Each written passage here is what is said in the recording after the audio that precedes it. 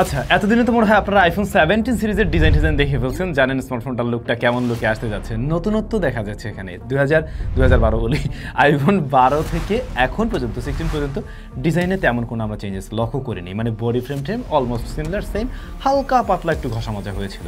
কিন্তু এই যে আইফোন 17 সিরিজে এসে আমরা রিয়ার প্যানেলের ডিজাইনে বেশ ভালো রকমের একটা তফাৎ লক্ষ্য করছি।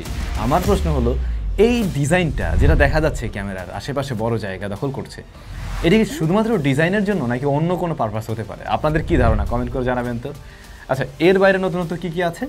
নতুনত্ব আছে এই ফোনটার ওই যে কি বলে পিল শেপ যে নটটা, ওইটা মানে ডাইনামিক আইল্যান্ড যেটাকে বলা হয়, ওইটাকে ছোট করা হচ্ছে, আগের চাইতেও স্লিমার করা হচ্ছে বা একটু সাইজেও ছোট হবে। আবার ক্যামেরাতে 48 মেগাপিক্সেলের নতুন টেলিফটো সেন্সর থাকবে আর কি। তাছাড়া সেলফি ক্যামেরায় 24 মেগাপিক্সেল সংযোজন হতে যাচ্ছে, প্রো সিরিজের কথা বলছি কিন্তু, যেখানে 24 মেগাপিক্সেলের ফ্রন্ট ফেসিং ক্যামেরা থাকবে। আর র্যামটা 12 জিবি হতে যাচ্ছে। এখন পর্যন্ত টুকটাক লিক রুমার এগুলো বলছে, আর ওদের নতুন যে এসওসি সেটা দিয়ে আসবে ডেফিনেটলি। বাট ডিজাইনটা খুবই উইয়ার্ড লাগছে।